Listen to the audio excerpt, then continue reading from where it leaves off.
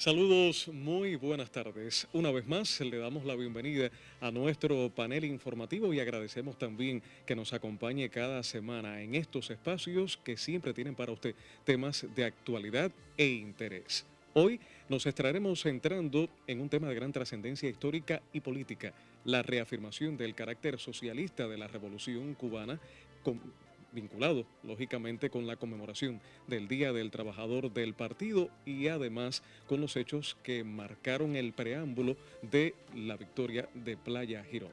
Lógicamente estaremos tratando con los especialistas invitados, siempre abordando el tema de interés, la presencia de los especialistas y también de los periodistas de nuestro telecentro. Usted por favor acompáñenos como siempre hasta el final. Hacemos una pausa y ya regresamos. El partido lo resume todo. En él se sintetizan los sueños de todos los revolucionarios a lo largo de nuestra historia. En él se concretan las ideas, los principios y la fuerza de la revolución. En él desaparecen nuestros individualismos y aprendemos a pensar en términos de colectividad. Él es nuestro educador, nuestro maestro, nuestro guía y nuestra conciencia vigilante cuando nosotros mismos no somos capaces de ver nuestros errores, nuestros defectos y nuestras limitaciones. En él nos sumamos todos y entre todos hacemos de cada uno de nosotros un soldado espartano de la más justa de las causas y de todos juntos un gigante invencible. En él las ideas, las experiencias, el legado de los mártires, la continuidad de la obra, los intereses del pueblo, el porvenir de la patria y los lazos indestructibles con los constructores proletarios de un mundo nuevo en todos los rincones de la tierra están garantizados. El partido es hoy el alma de la revolución cubana.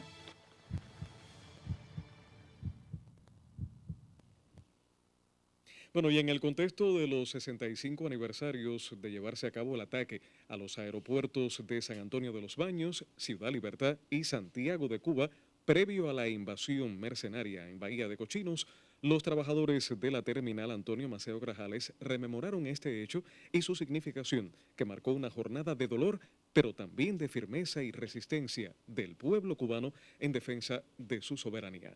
El periodista Irán Suárez Bayán nos cuenta más detalles.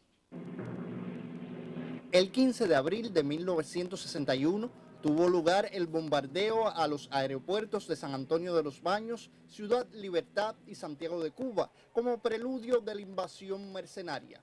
En medio de estos sucesos perdió la vida el joven miliciano Eduardo García Delgado, quien se convirtió en símbolo de entrega y patriotismo con un gesto que trascendió como una de las imágenes más conmovedoras de la historia revolucionaria. 65 años después, la terminal aérea Antonio Maceo Grajales de la ciudad héroe es escenario en el cual se honra legado de lucha, rostros que expresan la continuidad de un sector llamado a la defensa de los ideales y valores de la nación. Aunque parezca que no tiene relación con los sucesos de 1961, sí tiene, porque aquellos no fueron más que la expresión de esas contradicciones que se estaban dando entre dos bloques en los que Cuba estaba inmerso y era un adalid del bloque verdaderamente justo y del bloque de la justicia. Momento que tuvo su cierre con un intercambio protagonizado por estudiantes de la Universidad de Relaciones Internacionales Raúl Roa García, referente a los peligros que enfrenta la isla en el contexto actual y sumar razones para continuar defendiendo la obra de la nación. Diego Harman e Irán Suárez Bayán, Canal Cubano de Noticias.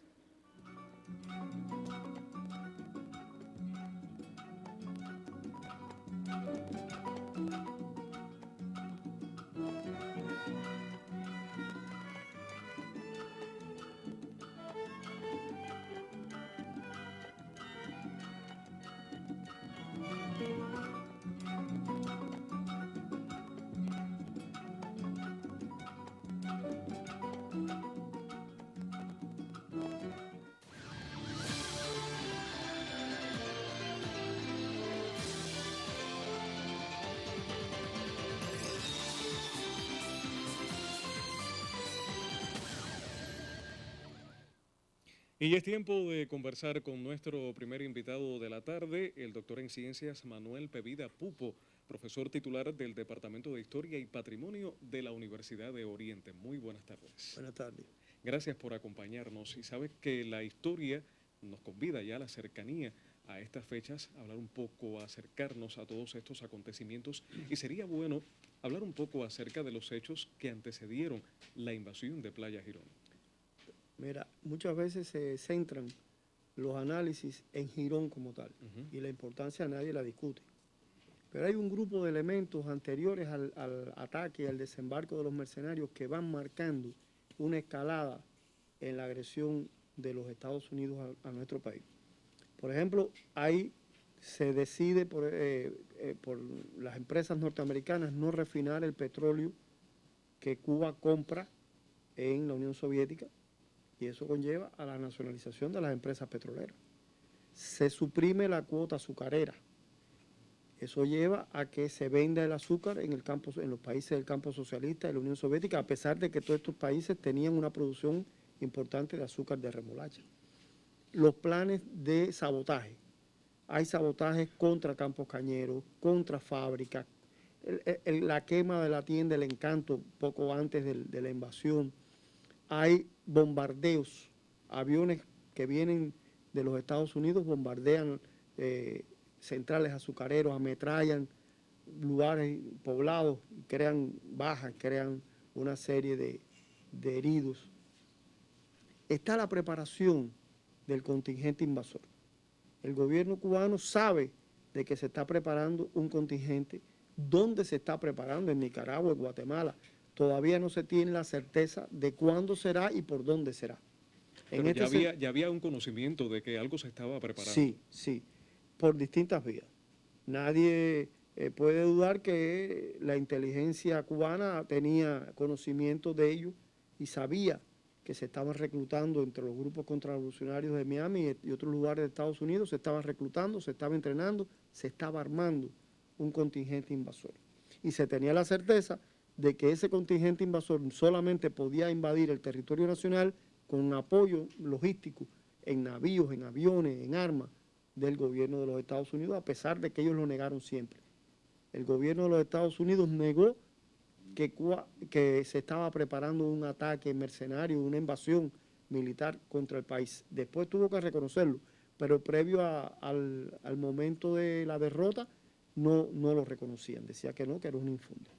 En este sentido, hay que tener en cuenta el papel que tiene el pensamiento estratégico y táctico del comandante en jefe.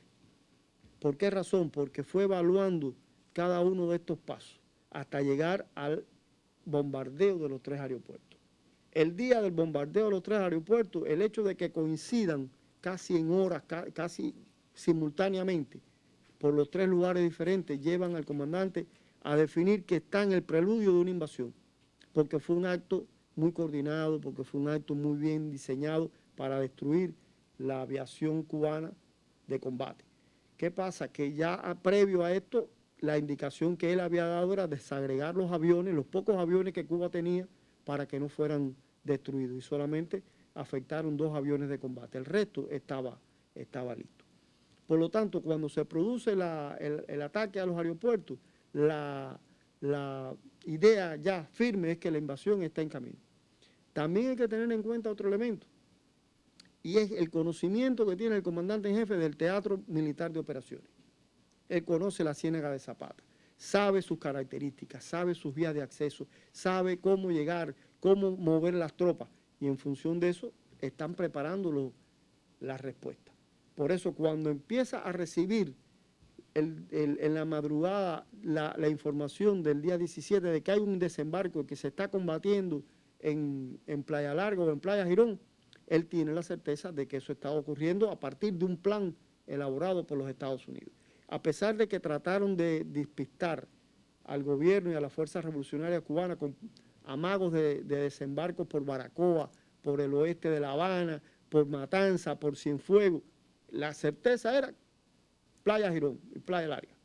Y hacia ahí se movieron todas las fuerzas, fuerzas de infantería, fuerzas de artillería, fuerzas de tanque, la aviación, Por lo tanto, ese pensamiento estratégico y las medidas tácticas que se tomaron a partir de las indicaciones del comandante en jefe tienen un papel importante. Y otro elemento importante a tener en cuenta es el respaldo popular. Todo aquello no hubiera podido suceder, toda la victoria de Playa Girón no hubiera ocurrido si no hubiera tenido el respaldo de los milicianos, de los batallones del ejército, de los batallones de la policía, es decir, la fuerza armada del pueblo que había estado preparándose para enfrentar la invasión y defender la soberanía nacional. Así es, y entonces se puede hablar porque muchos tratan de simplificar el hecho de la victoria cubana, mencionando de que han sido simplemente mercenarios, que no estaban bien organizados, pero sí se estaban organizando, sí tenían planes de hacerlo con todo lo que hicieron antes de la invasión, como usted mismo mencionaba, y eso hace de que sea más aplaudible el hecho de que en solo 72 horas se lograra la victoria. Exacto. Mira, una de las cosas que se dice precisamente eso. Pero la realidad está en que cómo trasladar el contingente militar sin el apoyo logístico de los Estados Unidos. Primero, cómo organizarlo, cómo entrenarlo, cómo armarlo. ¿De dónde sacaron los aviones? ¿De dónde sacaron los barcos? ¿Por qué razón, si no tienen ninguna vinculación los Estados Unidos en la preparación de esta agresión, los barcos la flota militar de los Estados Unidos que acompañó a los barcos donde venían los mercenarios no hubiera dado el apoyo logístico al convoy mercenario?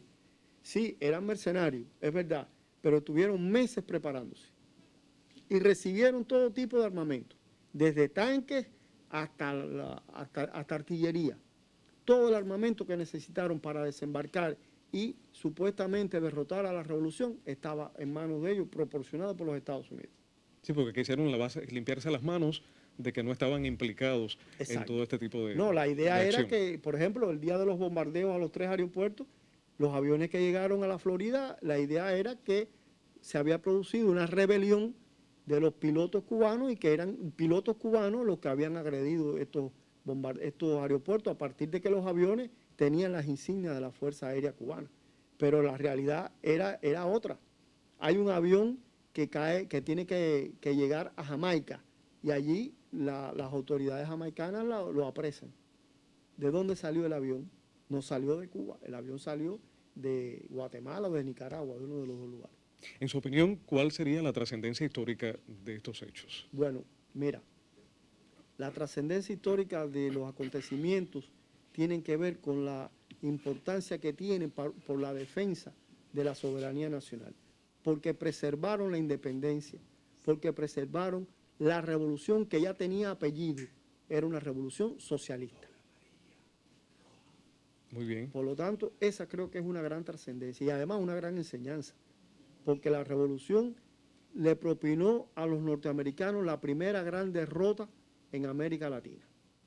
Porque se dice, sí, era un contingente invasor mercenario, pero como te expliqué, ¿quién lo organizó? ¿Quién lo entrenó? ¿Quién lo armó? ¿Quién lo trasladó? ¿Quién le dio todo el apoyo financiero, militar, logístico? Los Estados Unidos. Por lo tanto, la derrota de los mercenarios fue también la derrota del gobierno de los Estados Unidos. Entonces, estos hechos marcaron un momento decisivo en la historia de Cuba, Claro, lógicamente. Claro que sí, porque preservó la independencia nacional, porque frustró el plan de acabar con la revolución, porque impidió que el ejemplo de Cuba fuera destruido por las fuerzas mercenarias y los Estados Unidos cumplieran su objetivo, destruir la revolución para que el ejemplo de la revolución cubana no se expandiera. Cuba no exportaba la revolución, pero sí exportaba su ejemplo. Ahí está, ahí se mantiene todavía ese ejemplo del pueblo de Cuba. Todavía. A usted lo despido de momento, profesor, porque quiero que al final me hable de un tema que sería muy bueno tocar acerca de la significación para los cubanos en la Cuba de hoy. Pero eso será al final de nuestra emisión. Espero que no se vaya y nos siga acompañando en nuestro panel informativo. A usted le invito a que siga con nosotros. Hacemos una pausa y ya regresamos. Nosotros tuvimos nuestra hora de revolución, pero la hora de revolución de ustedes empieza ahora. Está comenzando y nadie tendrá que entristecerse pensando que el momento de las grandes luchas pasó, El momento de los grandes heroísmos pasó. Mayores luchas y mayores heroísmos todavía se requerirán de las nuevas generaciones. Si somos capaces de comprender las realidades de nuestro mundo y las realidades de nuestro presente. El futuro está lleno de tareas, el futuro está lleno de luchas que requieren conciencia, que requieren temple, que requieren espíritu revolucionario y que requieren conocimientos.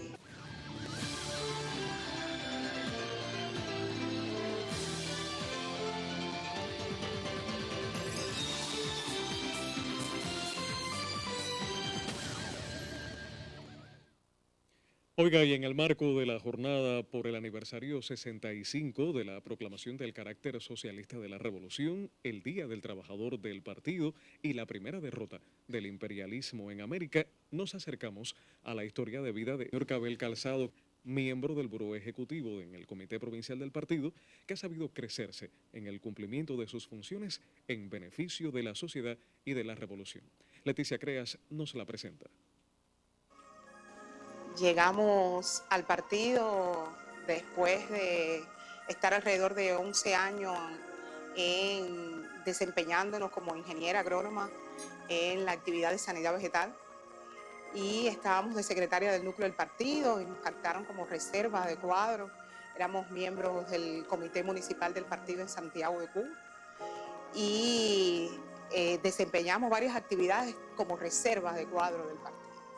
Hasta que, nos aprobaron como tal y pasamos 6 meses de entrenamiento en la escuela del partido, hoy la facultad del partido. 6 meses donde nos sirvió para un entrenamiento y aprendizaje para desempeñarnos. Entonces, en el año 2006 comenzamos como cuadro profesional del partido en el distrito 26 de julio del municipio de Santiago de Cuba. Estuvimos desempeñándonos durante 4 años de funcionaria de la esfera política ideológica. Fueron, como todos los inicios, un tanto con muchas expectativas, difíciles como son todos los inicios, pero con un acompañamiento de los cuadros de más experiencia y una vinculación permanente, tanto del propio municipio como de la provincia, nos ayudó a ir ganando en conocimiento. Y por supuesto, también la autopreparación que siempre uno tiene que desarrollar cuando tiene nuevas tareas, siempre con la decisión de cumplir esta importante misión que nos estaban poniendo en las manos. Y ha sido una oportunidad que nos dio la patria, que nos dio la revolución de servirle. Y esos fueron los inicios en mi decursar de estos 20 años. 2 décadas de entrega a la labor política e ideológica dentro de las filas del Partido Comunista consolidan la formación profesional y dotan de experiencia a Nurka Bel Calzado, miembro de su buró ejecutivo en la provincia de Santiago de Cuba, quien por sus notables resultados se ha ganado el cariño de sus reservas, así como disímiles reconocimientos. Realmente fue una de las primeras personas que conocí acá y que me abrió sus manos cuando vine de mi municipio, de Palma Soriano, a asumir responsabilidades acá dentro del comité provincial. Muy exigente en las labores que nos toca, pero también nos enseña. Nos enseña y con mucho cariño nos explica las cosas que sabemos que en algún momento nos ponemos bravos porque somos jóvenes y esa es una característica innata a nosotros, pero nos enseña mucho y por nuestra parte y por mi parte personal le tengo mucho respeto y mucha admiración. Tuvimos momentos difíciles de tener de crecernos porque la propia vinculación en la base vimos que el pueblo necesitaba de nosotros. Momentos de huracanes, de ciclones, en el que teníamos que dejar la familia para nosotros acompañar otras familias que estaban en igual o peor situaciones que la nuestra. Y momentos también de muchos procesos políticos en el que nos llevaron horas y horas de trabajo y que tuvimos que crecernos para desempeñar estos procesos políticos. Y sin lugar a duda, algo que ha calado mucho en mí ha sido la confianza que fueron depositando nuestros dirigentes en irnos dando misiones, diferentes misiones. Te puedo decir que esta es la tarea número 8 que he desempeñado en el decursar de estos 20 años. Tuve la experiencia de participar junto con otros compañeros en la constitución de ese comité distrital, del comité distrital René Ramos Latour, que radica en Boniato y que atiende los consejos populares del Cobre, Boniato y el Cristo. Todo lo que hacemos lo hacemos con amor, aun y cuando a veces la familia un poco que se queja porque no le dedicamos mucho tiempo a la familia, pero un poco también sienten admiración y uno se da cuenta porque sabe que todo lo que hacemos lo hacemos con todo el amor y la devoción, porque sabemos la importancia de lo que estamos haciendo y porque la patria nos necesita. Y estaremos junto a la patria, estaremos junto al partido y a la revolución en esta y otras misiones mientras tanto nos necesite y mientras tengamos fuerza. Vicente Urgellés y Leticia Creach, Canal Cubano de Noticias.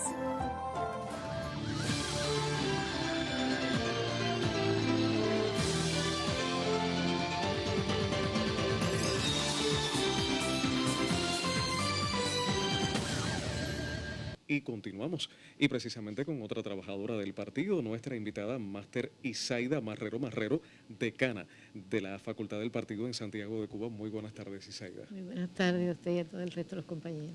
Qué bueno que nos acompaña para seguir hablando acerca de estas trascendencias, y sería bueno que hablara un poco de qué vincula a la celebración del trabajador del partido, a la creación del partido, de su día, con los hechos de la jornada de Girón. Muy bien, la creación, definir la fecha del 16 de abril como la creación del Partido Comunista de Cuba no es un hecho aislado ni es un capricho, es un hecho que viene marcado por un conjunto de acontecimientos que definir, valga la redundancia, ese día como el día del partido. Recordemos que cuando se produce el triunfo del proceso revolucionario en 1959, en Cuba habían 3 grandes fuerzas dirigentes revolucionarias. Estaba el Movimiento 26 de Julio, el Partido Socialista Popular y el Movimiento Estudiantil 13 de marzo. Esas 3 fuerzas, en septiembre ya de 1960, en una reunión que se da en Cojímar, donde está presente Fidel, el Che, se mandan a buscar a algunos dirigentes del Partido Socialista Popular y también se reúnen después algunos dirigentes del Movimiento Estudiantil 13 de marzo. Eso ya es en septiembre de 1961 en que se produce esa reunión. Ya en marzo, el Partido Socialista Popular realiza su pleno y en ese pleno invitan a la dirección del Movimiento 26 de Julio y a la dirección del Movimiento Estudiantil 13 de marzo. Y Blas Roca señala a Fidel en ese momento como el máximo dirigente socialista de la Revolución Cubana y le dice a Fidel: te entrego las banderas del socialismo, del partido. Fidel es asumido como el principal dirigente del partido en ese mismo momento, en ese congreso, y se disuelven las organizaciones. Es considerado por la historiografía esa fecha como la fecha de creación de las ORIs. Recordemos que las ORIs es las Organizaciones Revolucionarias Integradas, donde se unen ya las 3 organizaciones. Que las ORIs surgen como un proceso transitorio, es decir, se crea como un movimiento transitorio dentro del proceso revolucionario. Fidel, muy pronto de creadas las ORI, ya empieza a hablar de la necesidad de la creación de un partido unido a la Revolución Socialista, teniendo en cuenta que las grandes tareas que va a enfrentar la revolución necesita de un partido, con su disciplina, con su programa, con su creación. Y este proceso de la creación del PURS, que como se conoce el Partido Unido de la Revolución Socialista, se acelera, además de las ideas de crearlo, teniendo en cuenta los movimientos divisionistas y el sectarismo que se dan dentro de las ORI. Recordemos las traiciones que se dan de sectarismo y adelanta ese proceso.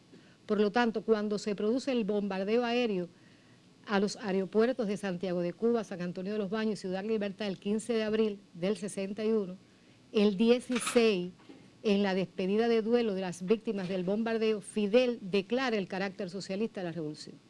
Y el 19 de abril, ya cuando se va a luchar en Playa Girón, el pueblo conscientemente ya está defendiendo el socialismo. Es decir, que ya el pueblo va a Playa Girón a defender la revolución socialista. Toda esa unión hace que ya en 1962 se dé a conocer la creación del PURS.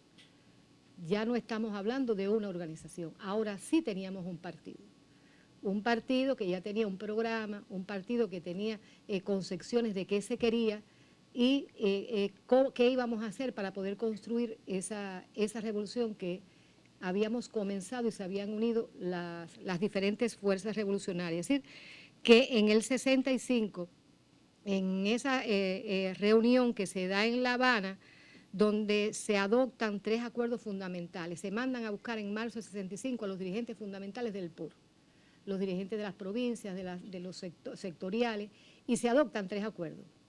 Se adopta un primer acuerdo que es crear el comité central del partido, porque el PURS no tenía comité central, tenía una dirección nacional.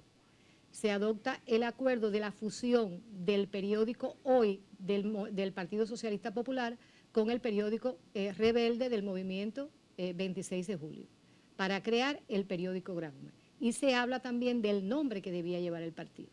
El día 2 de octubre se produce la primera reunión de ese comité central y se ratifican estos acuerdos. Fidel en el pleno, el 3 de octubre del 65, da a conocer esos acuerdos, se refiere nuevamente a los acuerdos, se habla del periódico Granma, se lee la carta de despedida del Che y se le pregunta en consulta a los delegados que qué nombre debía llevar nuestro partido y se ratifica ahí en ese pleno, que es cuando vemos los presentes por aquí y por allá, qué nombre debe llevar nuestro partido y se ratifica el nombre del Partido Comunista de Cuba. Pero la creación del Día del Trabajador del Partido se denomina el 16 de abril en 1981, por un acuerdo del Comité Central del Partido.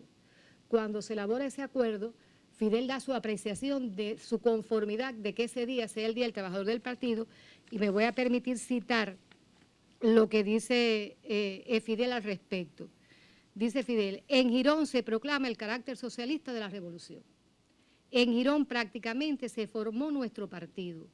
Por aquella etapa trabajamos incesantemente en la tarea de unir los esfuerzos revolucionarios en una sola organización, bajo una sola dirección. Podemos decir que coincidiendo con este momento quedó forjado nuestro partido.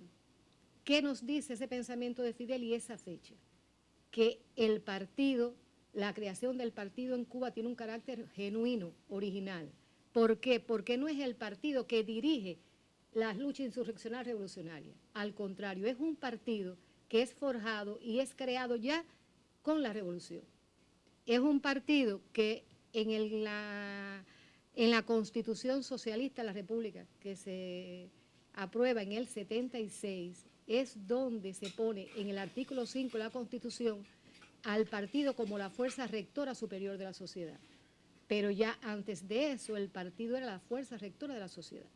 ¿Por qué? Porque había aglutinado a las fuerzas, había creado la unidad, su ejemplo, y lo que hace es constitucionarse, darle carácter constitucional en esa constitución. Y por otro lado, el surgimiento del partido en Cuba como forja de la unidad. El partido surge por la unidad de las fuerzas revolucionarias.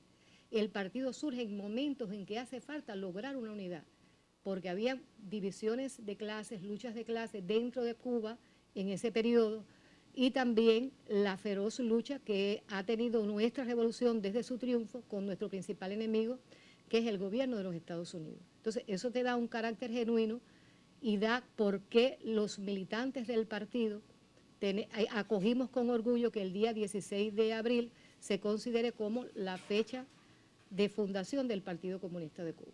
Un partido que desde su fundación ha contado hasta nuestros días con varios congresos organizados. Coméntanos un poco acerca de los momentos significativos de estos congresos. ¿Qué puede hablarnos? Bueno, nosotros, el Partido Comunista nuestro ha tenido 8 congresos. Es decir, el primer congreso del Partido Comunista de Cuba es en diciembre del 75. este Congreso se considera como el Congreso de la institucionalización del partido, porque es en este Congreso donde se elaboran los documentos fundamentales que rigen la vida del partido, las tesis, las resoluciones, los reglamentos, los estatutos. En 1980 se produce el segundo Congreso del partido, y ese Congreso del partido lo que hace es reafirmar la decisión de Cuba de la defensa y la producción. Recordemos que en ese periodo era el gobierno de Reagan, las agresiones que tuvo ese gobierno contra la Revolución Cubana y la necesidad que tuvo nuestro país de reforzar la defensa económica y la defensa de la patria. Ya en el 86 se celebra el tercer Congreso del partido. Muchas personas le dan una gran importancia a este tercer Congreso del partido y se considera como el Congreso de la rectificación de errores y tendencias negativas. Recordemos todo aquel Congreso donde se hacen determinadas modificaciones a nuestro modelo económico y se empiezan a corregir un conjunto de dificultades que se venían desarrollando en nuestro país. Se le considera como el Congreso de Rectificación de Errores.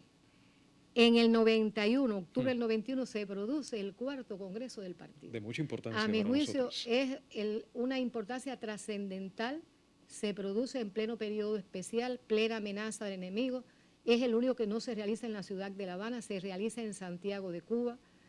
Y se le llama el Congreso del todo por el todo. Se empiezan a hacer cambios trascendentales en la vida económica y en la vida social del país. Empiezan a aparecer un conjunto de medidas. Se había derrumbado el campo socialista, había que emprender un camino sin el campo socialista y había que tomar medidas para poder resistir y poder salir de ese momento. Y fueron medidas que si no resultaban, era un peligro para la revolución, y fueron medidas que resultaron y que permitieron que el país saliera adelante, y por lo tanto la significación del cuarto Congreso del partido, además de haber sido en Santiago de Cuba, haberse dado Fidel el discurso clausura de ese partido en la Plaza de la Revolución, Antonio Mancebo de Santiago de Cuba, es un congreso que marcó el inicio de las transformaciones que se vinieron desarrollando ante los acontecimientos que nos impuso la historia del enemigo. El quinto Congreso del partido, después de 13 años, en 1997, se desarrolla el quinto Congreso del partido, que es el Congreso donde se denomina como salvar a la patria, la revolución y el socialismo. Es decir, ya no solo era lo que había que hacer para resistir, sino crear un conjunto de mecanismos que con esas medidas que tomamos siguiéramos defendiendo la patria, la revolución y el socialismo. El sexto Congreso del partido, en el 2011, es el Congreso de los lineamientos de la política económica y social de la Revolución Cubana, lineamientos que fueron discutidos por todo nuestro pueblo y fueron aprobados en dicho Congreso.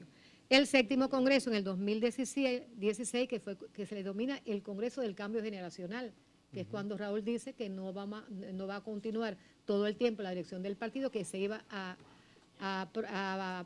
crear el paso a una nueva generación que se produce en el octavo Congreso del partido, que se le denomina el Congreso de la Continuidad Histórica de la Revolución Cubana, cuando es electo en el 2021 a el compañero Miguel Díaz-Canel como primer secretario del Partido Comunista de Cuba, que es el que tenemos en la actualidad.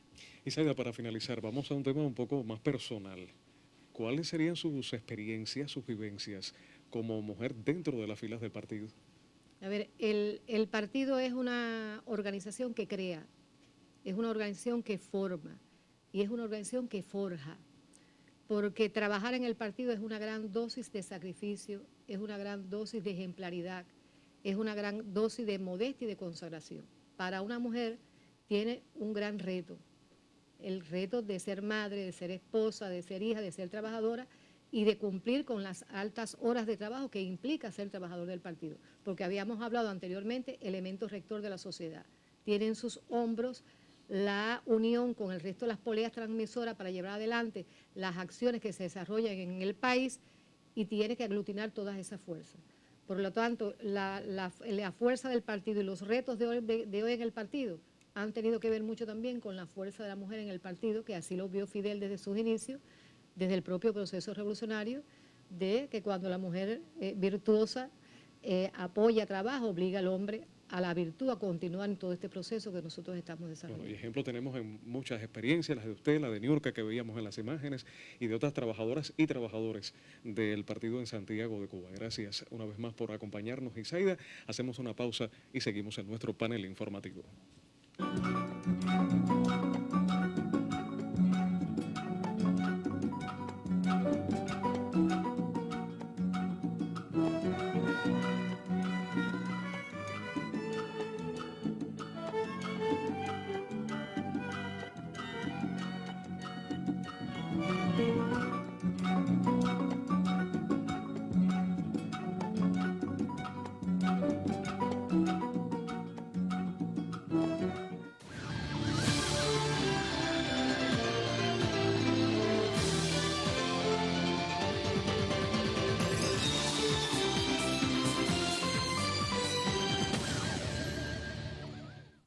Minutos finales de nuestro panel informativo. Con nosotros nuevamente el doctor en ciencias, el profesor Manuel Pevida Pupo, profesor titular del Departamento de Historia y Patrimonio de la Universidad de Oriente. Yo le convidaba para que nos acompañara en el final y así respondernos una pregunta que estaría pues cerrando un poco lo que hemos tratado hoy, el recordar los hechos que antecedieron la invasión a Playa Girón, la importancia que tuvieron estos hechos, pero también la conmemoración del Día del Trabajador del Partido. Pero hablemos de la Cuba de hoy.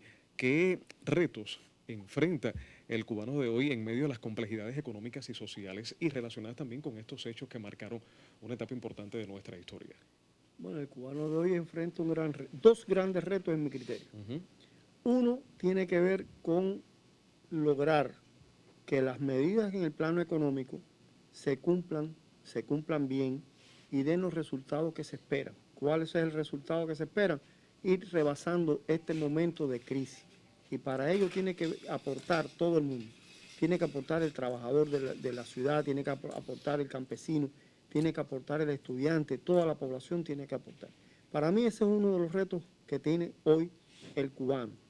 Y cómo influir o cómo lograr que eso suceda, tomando como ejemplo la decisión de aquellos que en Girón fueron a combatir, que fueron a combatir por la revolución socialista. Y hoy es salvar este momento de crisis. Ese es un reto. El otro reto tiene que ver, en mi criterio, con la preparación para la defensa. Ese reto que hoy impone el gobierno de los Estados Unidos, encabezado por ese señor que se cree el amo del mundo, el policía del mundo, y que dice que después que termine con Irán viene para Cuba. Y ahí esa es otra historia. Porque sin querer, como dijo el presidente el otro día en la entrevista que le hicieron en una cadena norteamericana, sin querer comparar, Cuba no es ningún otro país. Cuba no se puede comparar. La población cubana tiene preparación. La población cubana tiene convicciones. La población cubana tiene experiencia. Por lo tanto, ya no es solo hacer frente a una invasión mercenaria. Ahora, en todo caso, sería hacer frente al ejército de los Estados Unidos. Recuerdo que una vez, creo que fue el comandante en jefe que dijo que si se producía una agresión norteamericana, los soldados norteamericanos podían entrar al país, podían pisar el territorio nacional, pero para salir saldrían con los pies por delante, porque se le iba a hacer una resistencia feroz. Y el ejemplo de una resistencia feroz está en los compañeros que cayeron combatiendo en Venezuela. 32 vidas aportaron a la causa de la revolución, no de Venezuela solo, sino de la revolución cubana. Porque si ellos fueron capaces de enfrentarse a esos militares norteamericanos que fueron con una técnica importante, ¿qué serían los compañeros de las milicias de tropas territoriales? ¿Qué harían los compañeros de las Fuerzas Armadas Revolucionarias? ¿Qué harían los compañeros de la Brigada de Producción y Defensa? ¿Qué haría el pueblo en general para enfrentar una posible agresión del gobierno de los Estados Unidos, que vendría, como dicen ellos, con todo, para arrasar con Cuba, para arrasar con la revolución, para arrasar con el ejemplo? Porque lo que ellos temen no es que nosotros seamos una amenaza para su seguridad nacional. Nosotros no somos una amenaza para nadie. Ellos lo que temen es el ejemplo. El ejemplo de un país pequeño que situado a 90 millas de los Estados Unidos le ha plantado cara y lleva más de 6 décadas enfrentando su política agresiva y denunciando a nivel mundial los planes agresivos de los Estados Unidos. Creo que ese es el segundo reto. Y los dos retos, repito, son esos dos. Muy bien, muchísimas gracias por cerrar con su reflexión nuestro panel informativo de hoy. Le agradecemos que nos acompañe y que regrese en otras oportunidades. Y de esta forma estamos despidiendo nuestro panel informativo. Espero que usted haya aprendido tanto como nosotros y que regrese también con este colectivo, con otras informaciones de interés la semana que viene.